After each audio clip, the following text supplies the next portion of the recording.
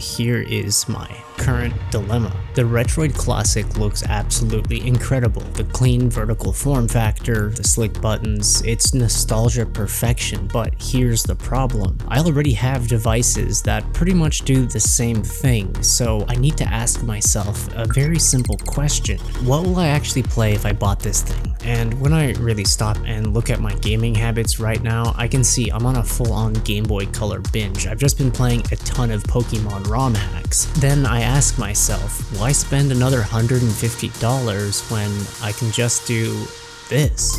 And I know, a modded Game Boy Color with an AMOLED display doesn't do quite as much as, say, what the Retroid Pocket Classic can do. I built a criteria checklist for this exact situation. When I find myself with an item sitting in a shopping cart and my finger is hovering over the left mouse button, I can just look at that, go down the list, and suddenly I'll have some clarity if I actually need this or not. And it's never a matter of need, it's always a matter of want, and I want a lot of systems, and that's the problem. Because at this point, I have more systems than games to play. Figuratively. I weighed both options out for days, but the checklist does not lie, and unfortunately, as I waited for the package to arrive, I questioned if I made the right decision. However, that feeling disappeared instantly once I loaded this. This Game Boy cartridge is a clone of the EverDrive carts that can be pretty expensive,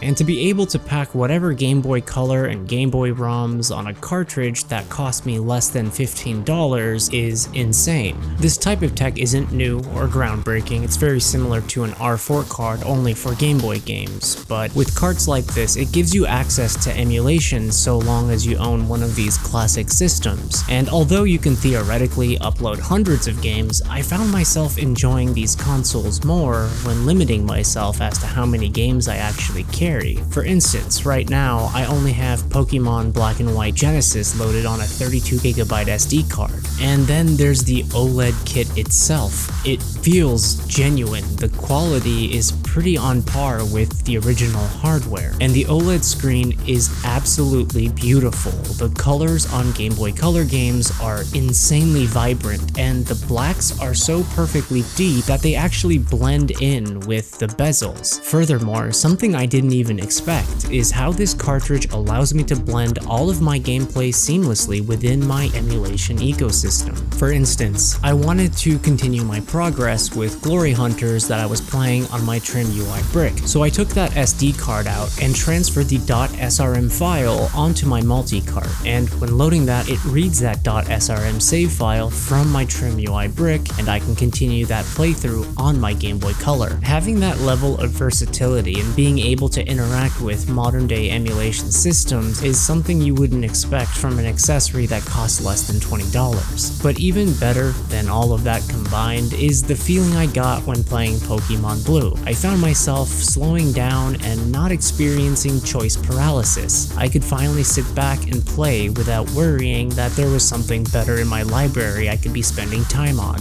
Now, if you do have a Game Boy Color lying around, but you're still intimidated about the installation process, let me tell you, the AMOLED kit is by far the easiest kit I've ever installed. For less than $60, if you're a first-time user on AliExpress, they give you a coupon. You can choose whichever kit you like as it comes in multiple colors. And the installation process is very straightforward. It's just a matter of disassembling the original Game Boy and following a good tutorial on YouTube. And I know there are a ton of YouTube tutorials out there on this, but the one that I suggest is by Macho Nacho. His tutorial is very thorough, and he actually points out where he made mistakes. That way you don't encounter the ones that he had made. And by following that tutorial, I was able to put this whole thing together in under 15 minutes, which is crazy comparing that to my IPS mod. So definitely check that out. And just like that, you're done.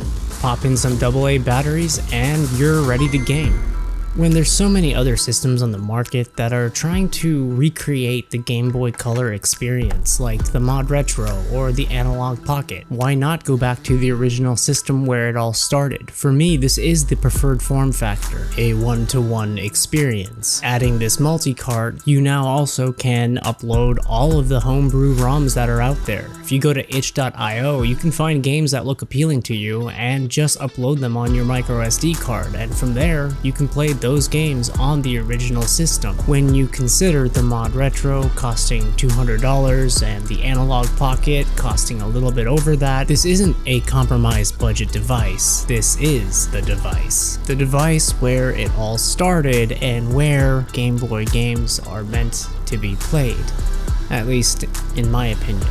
And while everything is going more and more digital, there is a trend growing that's taking another look and revisiting analog. And this isn't just happening for games, but for music, films, books, and even photography and videography. There's a younger generation that are now discovering the joy of old tech that provides a more tactile experience, and I for one couldn't be happier. The experience to find hard copies of pieces of entertainment and to have it physically in your hands. It feels much more valuable as our brains can interact with it in the physical space versus a product that you own but you can't actually touch. Finding myself revisiting the old has brought a deeper appreciation when going to actual secondhand markets and finding copies of games that I can purchase. However, this too is getting a little expensive, and that's where the multi-cart comes in handy. On another note, I've noticed 90% of you are still not subscribed, so if you're enjoying this type of retro content, please go ahead and hit that subscribe button. You'll be doing me a huge favor and you'll be helping this channel grow so I can continue making more content just like this. And finally, if you are not convinced on this amazing AMOLED display kit for the Game Boy Color, but you want to get into emulation and you don't want to break the bank, there is one budget device that's worth its weight in gold, as it can play games up to the Dreamcast, and it's a perfect one-to-one recreation of one of my favorite systems that captures nostalgia perfectly, and that video is coming up